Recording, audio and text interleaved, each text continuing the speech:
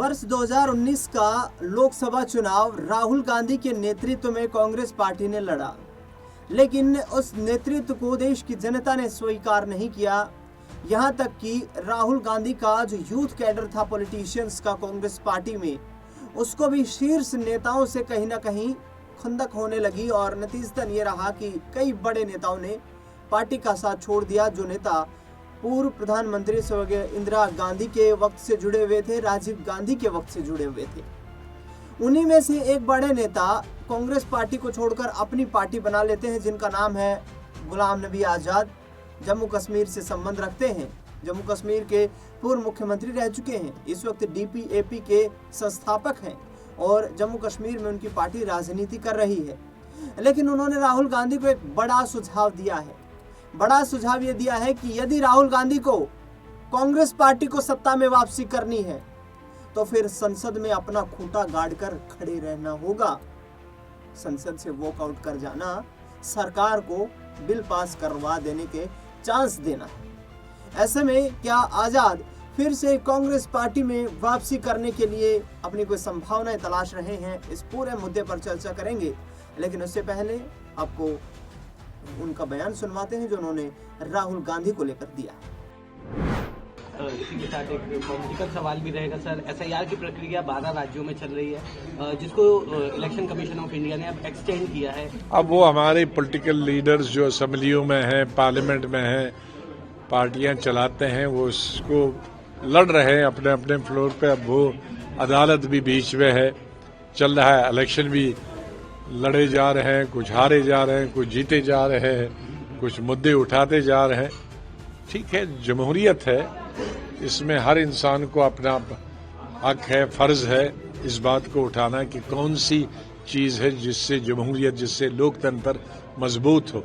बुनियादी मकसद ये होना चाहिए कि जमहूरियत कायम रहनी चाहिए, लोकतंत्र कायम रहना चाहिए, और जो भी चीजें लोकतंत्र और डेमोक्रेसी और जमहूरियत को मजबूत करने के लिए चाहिए, सरकार को भी और विपक्ष को भी उन तमाम चीजों पर बल देना चाहिए और जुडिशरी को भी उसका ध्यान रखना चाहिए। आज सर असेंबली भी स्टार्ट हुई है दिल्ली में, PM ने काफी चीजों को लेकर। असेंबली नहीं, पार्लियामेंट स्टार्ट हुई है सर। PM ने तो पार्लियामेंट मुझे ये मालूम नहीं, लेकिन मेरा दोस्त 3 साल का जो अनुभव है मैं देख रहा हूँ कि पार्लियामेंट नहीं चल रही है।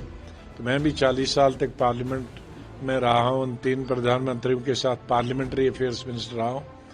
तो मेरी हमेशा ये कोशिश रही कि पार्लियामेंट चले। पार्लियामेंट चलने के लिए है, पार्लियामेंट लोगों की आवाज उठाने के लिए है। लोग बड़ा बेताबी से इंतजार करते हैं कि कब सेशन आएगा। तो हमारे जो चुने हुए प्रतिनिधि हैं, हमारे चुने हुए नुमाइंदे हैं, वो हमारी बात करेंगे। किसान ये सोचता है कि हमारे किसानों की बात होगी, मजदूर सोचता है मजदूरों की बात होगी, आम गरीब सोचता है महंगाई की बात होगी, नौजवान पढ़े लिखे लड़के लड़कियां सोचती हैं कि बेकारी बेरोजगारी की बात होगी, हर बिजनेस वाला सोचता है कि हमारी तिजारत की बात होती।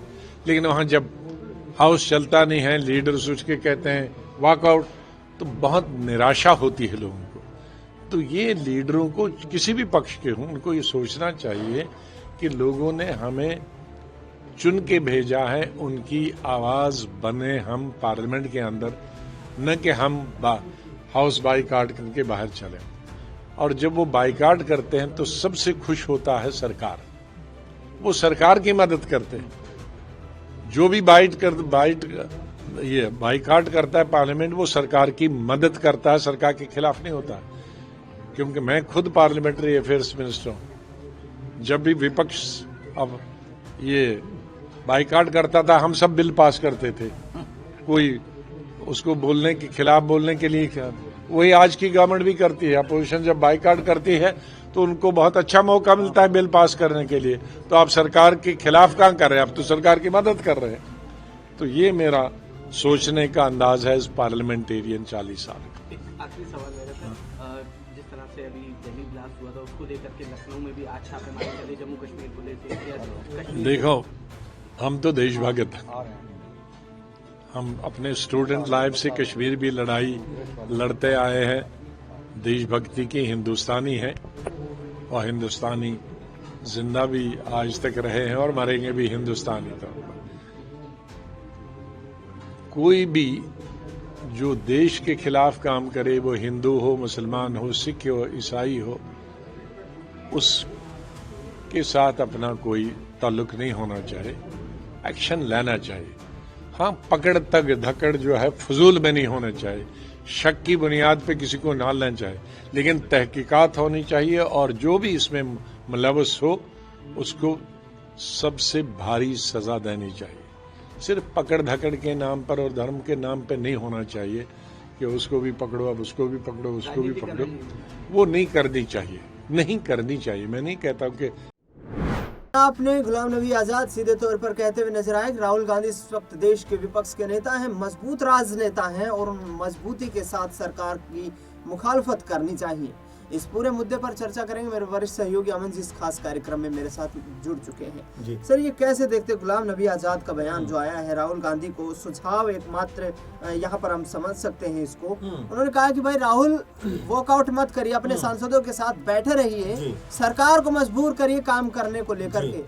क्या वाकई में गुलाम नबी आजाद फिर से कांग्रेस पार्टी की ओर अपना रुख अख्तियार कर रहे हैं? देखिए, बिल्कुल, जब कांग्रेस पार्टी से गुलाम नबी आज़ाद अलग हुए थे, अपनी पार्टी भी बना ली उन्होंने, और ये लगा कि जम्मू कश्मीर के अंदर एक बड़े कह सकते हैं नाम के तौर पर उभरेंगे, उनकी पार्टी मजबूत तरीके से कह सकते हैं कि अपना जो कहते हैं दबदबा है वो जम्मू कश्मीर में पेश करेगी। लेकिन जब चुनाव होते तो नजर आता है कहीं भी वो दिखाई नहीं पड़ते। अब उनको भी शायद एहसास हो रहा है कि भाई अलग तो हो गए, लेकिन अलग होकर पार्टी को इस्टेब्लिश करना कितना मुश्किल है, कितना ये कह सकते हैं कि चैलेंजिंग अपने आप में सफर होता है। और इसी शायद मंशा के तहत वो अब राहुल गांधी या फिर कांग्रेस पार्टी को एक सलाह जरूर दे रहे हैं कि भाई बीजेपी या सरकार में सत्ता में जो पार्टी बैठी है उसको लेकर जिस तरह का रुख आप इख्तियार कर रहे हैं कि भाई कोई भी अगर बिल पेश होता है या कोई भी ऐसी बात सामने आती है, आप तुरंत संसद से बाहर चले जाते हो, वहां से निकल जाते हो। इससे आसानी हो जाती है गवर्नमेंट को कि भाई हम कोई भी बिल आसानी से पास कर सके। तो यहाँ पर वो सलाह भी दे रहे हैं और ये भी कह रहे हैं कि देखिए, इतना आसान मत करे चीजों को कि जो सत्ताधारी पार्टी है वो अपनी मनमानी करते हुए तमाम चीजों को अपने मन मुताबिक पेश करती हुई या उनको पास करवाती हुई नजर आ जाए। तो इसमें दोनों ही बातें नजर आती है। पहली बात तो ये नजर आती है कि उनको शायद अब ये एहसास भी हो रहा है कि जो पार्टी उन्होंने बनाई है उसके लिए जो मेहनत उन्होंने की है उसका परिणाम उतना सुखद नहीं नजर आ रहा है। तो क्यों ना फिर उस तरफ चला जाए जहां से वो वापस आते, क्योंकि वो आप देखें तो गुलाम नबी आजाद कांग्रेस पार्टी के सबसे मजबूत ताकतवर नेताओं में से एक रहे हैं। जम्मू कश्मीर के मुख्यमंत्री रहे हैं, कई अहम ओहदों पर उन्होंने काम किया है। तो कांग्रेस पार्टी में रहते हुए कह सकते हैं कि जो पावर का एहसास है बारंबार उनको हुआ, वैसे में उनको जरूर लग रहा है कि अगर मैं मजबूत हो सकता हूं तो कांग्रेस पार्टी में जाकर ही मजबूत हो सकता हूं। इसीलिए अब यहां से वो कांग्रेस पार्टी और राहुल गांधी को एक ऐसा सुझाव दे रहे हैं जिससे ऐसा लगे कि भाई वो बड़ी चिंता करते हैं कांग्रेस पार्टी की, राहुल गांधी की, और अगर उनको मौका मिले तो एक बार फिर उनके साथ में अपना सफर शुरू कर सकते हैं। बिल्कुल, अपना सफर शुरू कर सकते हैं। प्रियंका गांधी की भी तारीखों के पुल बांधते हुए गुलाम नबी आजाद नजर आए,